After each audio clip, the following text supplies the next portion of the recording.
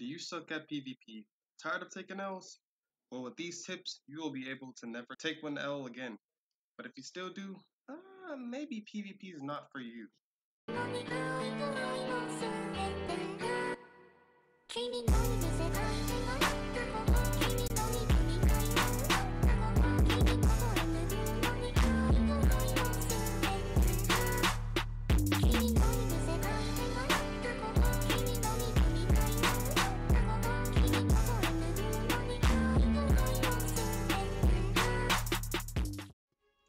What's good, y'all? It's your boy Fee, and we back with another Dragon Ball Legends video for you guys today. If you're new to the channel, hit that subscribe button, and yeah, let's get this shit started. So in today's video, I'm going to be giving you guys a few tips on how to get better at PvP. Not just how to play and all that shit, you know, yada yada, not boo-boo ass tips, but these tips will really help you boost up your win rates in rating matches, casual matches, but it's honestly for more rating matches because that's where, you know, score is required for you to get, and that's where things are taken a little bit more seriously. So I'm gonna hop in a match, like I'll cut, you know, come right back, hop in a match, and we'll be demonstrating all these tips. And the few tips I have for you today will be the first one being key management, second one being spacing, third one being fake outs, and the fourth one is being switching.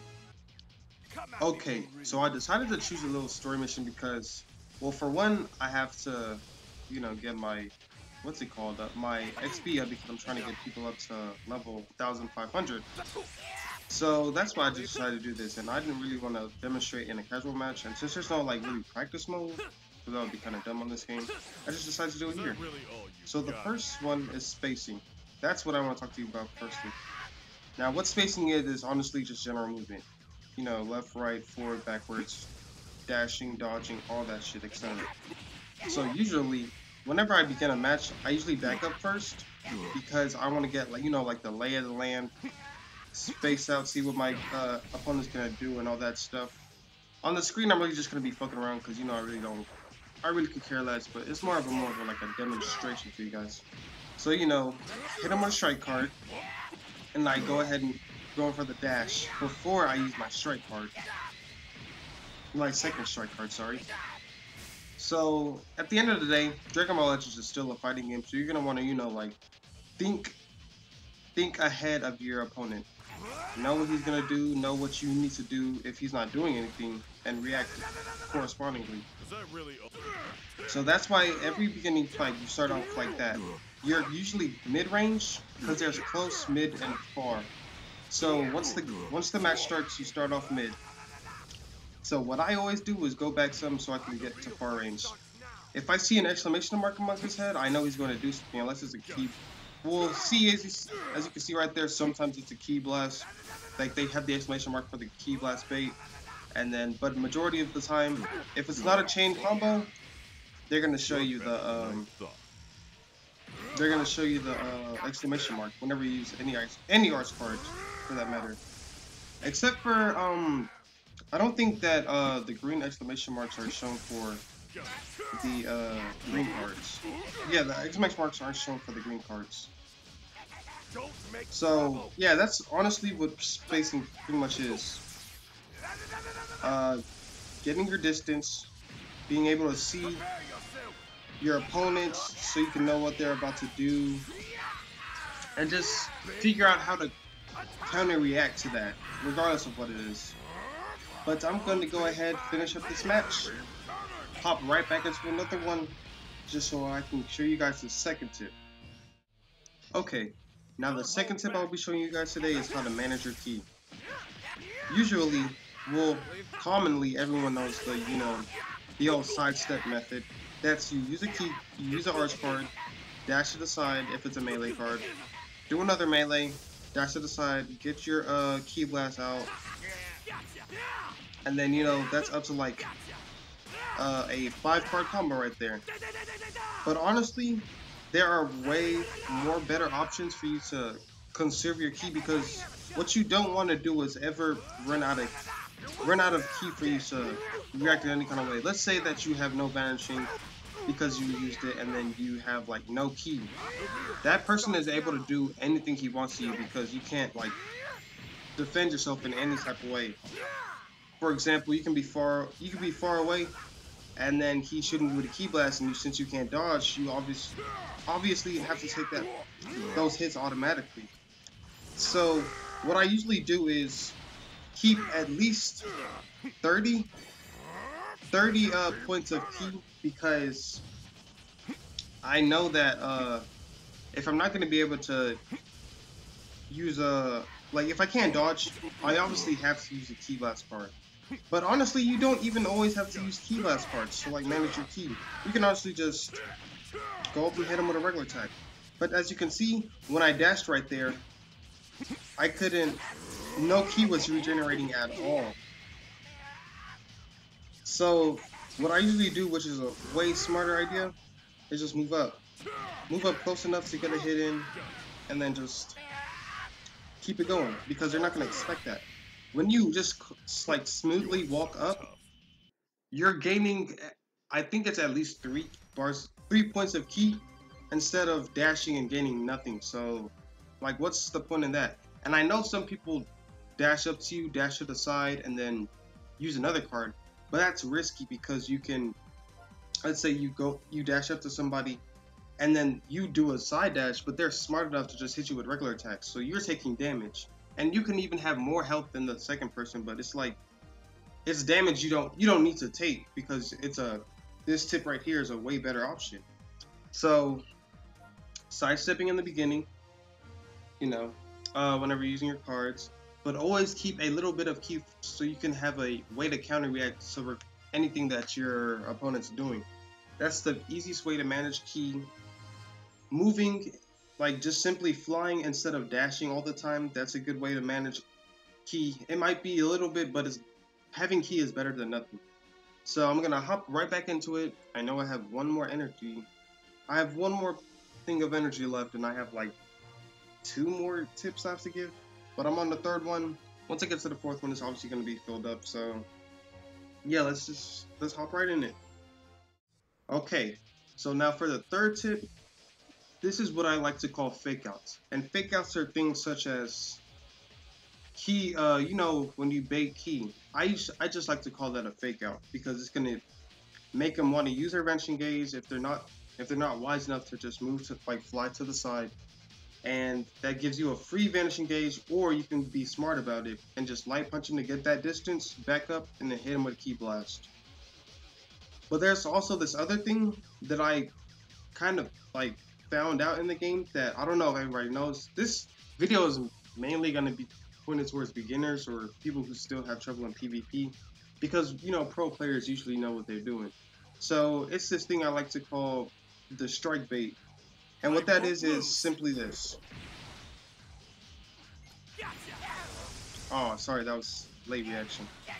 I kind of timed that wrong, but I'll show you in a second once I can pull it off.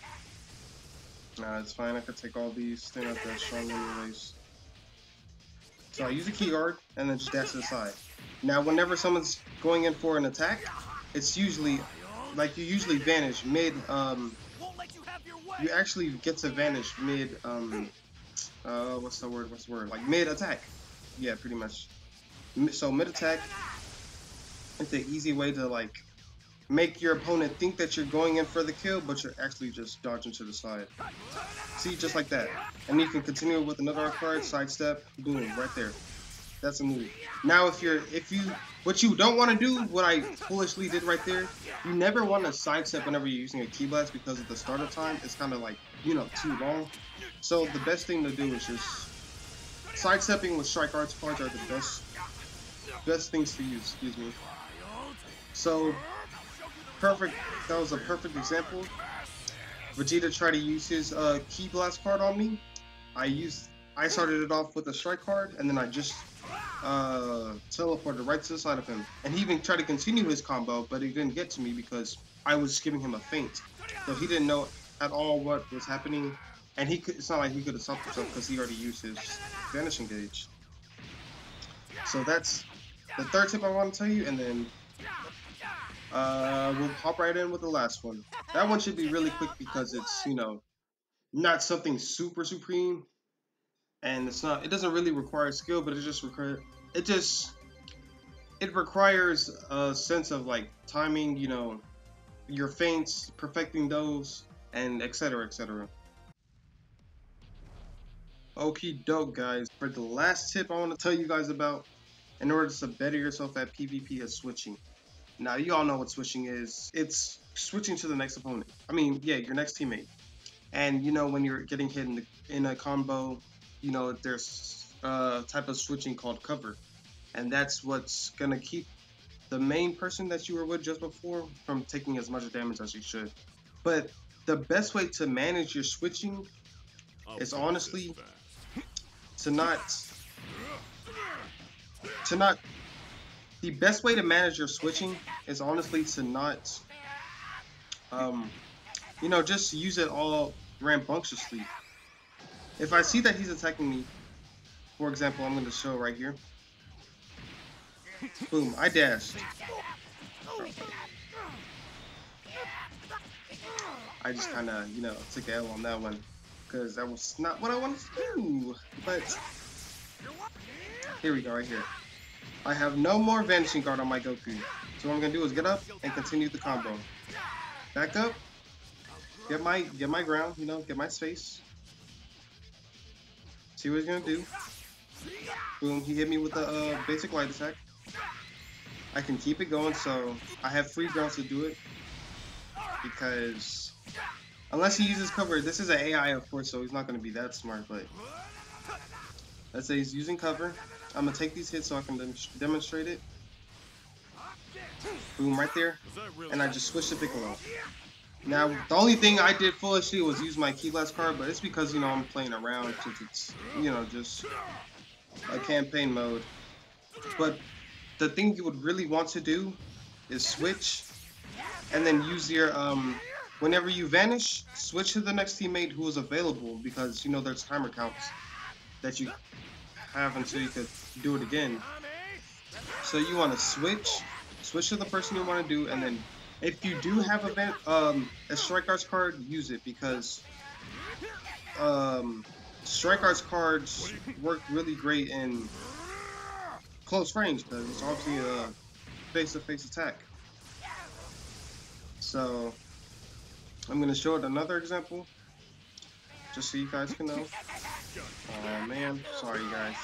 I get kind of too excited for the game sometimes. Save some for me, will you? But it's okay because we still got Goku. Super Saiyan can do. I'm gonna switch to him. Now, even if I miss, let's say he vanishes, I still have a free vanish. So I could even dodge a second time and still get my combo because I will always have priority since I was the second one to vanish. The person who's the second to vanish is always going to be the one to be able to get his first hit off.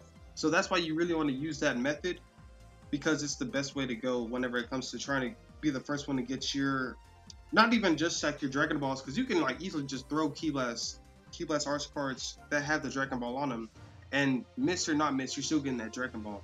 But if you do that technique I just taught you, you're gonna get a whole combo off, and you're gonna get even more Dragon Balls towards your Rising Rush that you can use.